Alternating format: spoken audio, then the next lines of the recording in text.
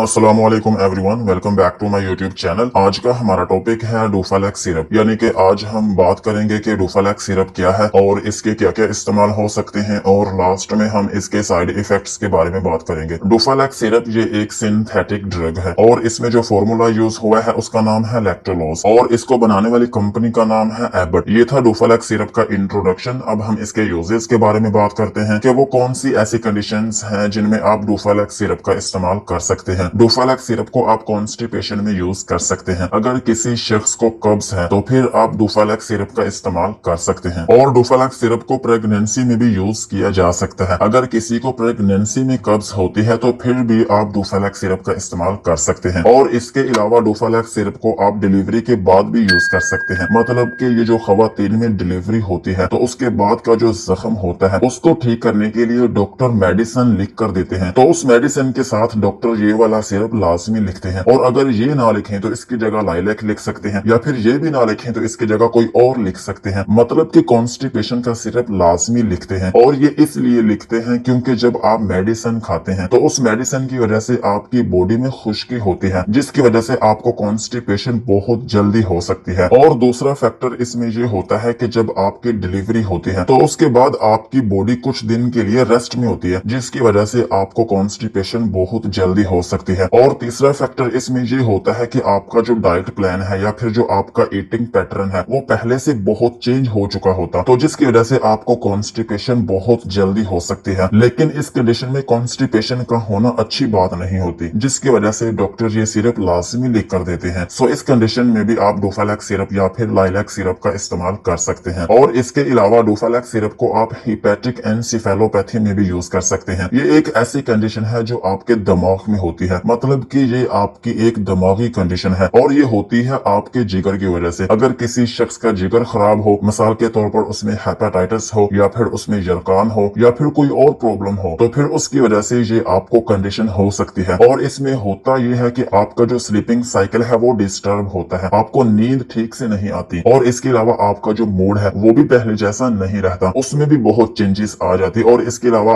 आपका जो बिहेवियर है उसमें भी चेंजेस हो जाती। सो ये सारा साइकिल आपका डिस्टर्ब रहता है। सो इस कंडीशन में भी आप डोफालेक्स सिरप का इस्तेमाल कर सकते हैं। और तीसरी अहम बात इसमें ये है कि अगर आपका जिगर खराब है तो उसकी वजह से आपको बार बार कॉन्स्टिपेशन हो सकती है। सो इस कंडीशन में भी आप डोफालेक्स सिरप का इस्तेमाल कर सकते हैं। लेकिन ये जो हिपैटिक एनसेफेलोपैथी है ये एक टेम्परेरी कंडीशन है, सो इसमें आप डोफालेक्स सिरप का इस्तेमाल कर सकते हैं। ओवरऑल अगर हम बात करें तो डोफालेक्स सिरप ये एक कॉन्स्टिपेशन का सिरप है। सो आप इसको कॉन्स्टिपेशन के लिए यूज कर सकते हैं, चाहे आप नॉर्मल कंडीशन में हो या फिर प्रेगनेंसी में हो या फिर आपकी कंडीशन आफ्टर डिलीवरी की हो या फिर आप मर्द और खवातीन जो भी हो, आप इसको कॉन्स्टिपेशन के लिए यूज कर सकते हैं। अब इसकी जो पैकिंग है इसके ऊपर एक डोज का चार्ट बना हुआ है, इसको भी आज थोड़ा सा देख लेते हैं। इसके ऊपर लिखा हुआ है कि अगर आपकी उम्र 1 से 6 साल के दरमियान में है तो फिर आप ये सिरप 5 to 10 ml यूज कर सकते हैं, जिसका मतलब ये है कि अगर आप 1 से 6 साल के दरमियान में हैं तो फिर आप 1 से 2 चम्मच ले सकते हैं। और सेम इसी तरह इस पे लिखा हुआ है कि अगर आपकी उम्र 7 से 14 साल है तो फिर आप 10 to 15 ml ले सकते हैं, मतलब कि आप 2 से 3 चम्मच ले सकते हैं। और इसके बाद लिखा हुआ है एडल्ट, मतलब कि अगर आप एडल्ट हैं, आप जवान हैं, आपकी उम्र 18 साल से ज्यादा है तो फिर आप 15 से 45 ml ले सकते हैं, जिसका मतलब ये बनता है कि आप 3 से 9 चम्मच ले सकते हैं। अब ये जो डोज का चार्ट है इसका मतलब हरगिज ये नहीं कि जो इन्होंने लिखा है आप ऐसा करना शुरू कर दें, ऐसा हरगिज नहीं हो सकता। क्योंकि मिसाल के तौर पर अगर आपका बेबी 1 साल का है तो इन्होंने लिखा हुआ है कि आप इसको 10 ml दे सकते हैं, लेकिन ये जरूरी तो नहीं कि आप 1 साल के बच्चे को 10 ml दें, और ऐसा आप कर भी नहीं सकते। और सेम इसी तरह अगर लास्ट में हम देखें तो इन्होंने कहा है कि अगर आपकी उम्र 18 साल से ज्यादा है, मतलब कि आप अडल्ट हैं, तो फिर आप 45 ml ले सकते हैं, जिसका मतलब ये बनता है कि आप 9 चम्मच तक ले सकते हैं। अब आप देखें, एक बच्चा है जिसकी उम्र है 1 साल, क्या आप उसको 2 चम्मच दे सकते हैं? बिल्कुल नहीं दे सकते। उसके लिए सिकिलेक्स ड्रॉप है ना,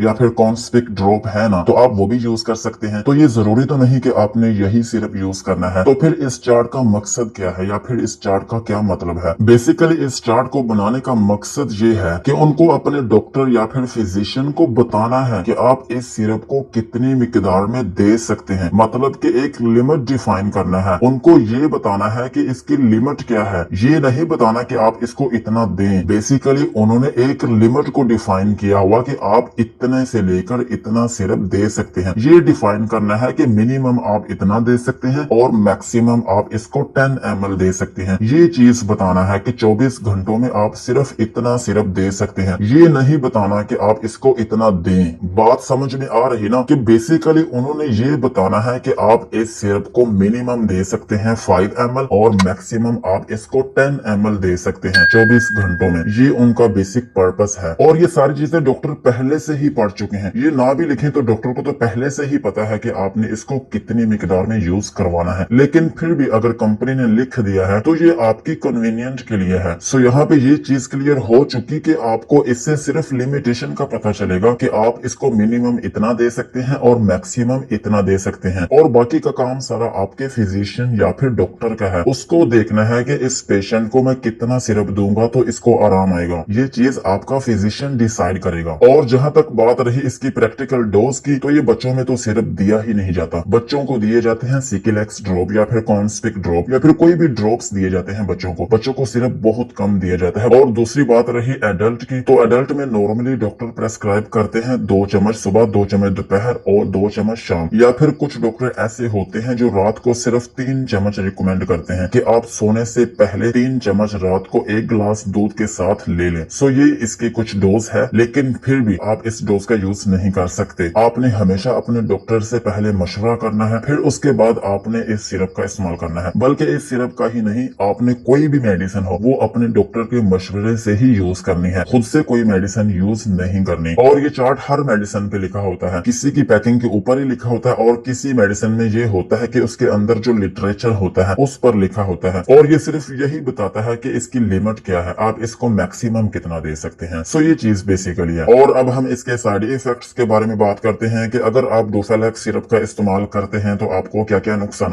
हो सकते हैं। डोफालेक्स सिरप को इस्तेमाल करने से आपको हाइपोनेट्रीमिया हो सकता है, मतलब कि आपकी जो बॉडी है उसके अंदर जो सोडियम है उसका लेवल कम हो सकता है, और सेम इसी तरह आपकी बॉडी में पोटेशियम का लेवल भी कम हो सकता है। और इसके अलावा आपकी बॉडी में डिहाइड्रेशन हो सकती है, मतलब कि आपकी बॉडी में पानी की कमी हो सकती है। और इसके अलावा आपको नोजिया, वोमिटिंग या फिर डायरिया हो सकता है। ये ऑब्वियसली बात है कि अगर आप इसकी ओवरडोज लेते हैं तो जाहिर सी बात है कि आपको लूज मोशन आएंगे। सो ये कंडीशन भी आपको हो सकती है। और इसके अलावा आपका जो पेट है उसमें दर्द हो सकती है, और इसके अलावा आपका पेट फूल सकता है, और इसके अलावा आपको ब्लोटिंग हो सकती है, मतलब कि आपका जो पेट है या फिर जो आपका मैदा है उसमें गैस बन सकती है। और इसके अलावा आपको इरिटेशन हो सकती है, मतलब कि आपको डकार आ सकते हैं, जिसको हम बेल्चिंग भी बोलते हैं। ये कंडीशन भी आपको हो सकती है। सो यही थे डोफालेक्स सिरप के यूजेस एंड साइड इफेक्ट्स। आज की वीडियो को यहीं पर खत्म करते हैं। वीडियो अच्छी लगी हो तो चैनल को सब्सक्राइब करें और बेल आइकन को प्रेस करें।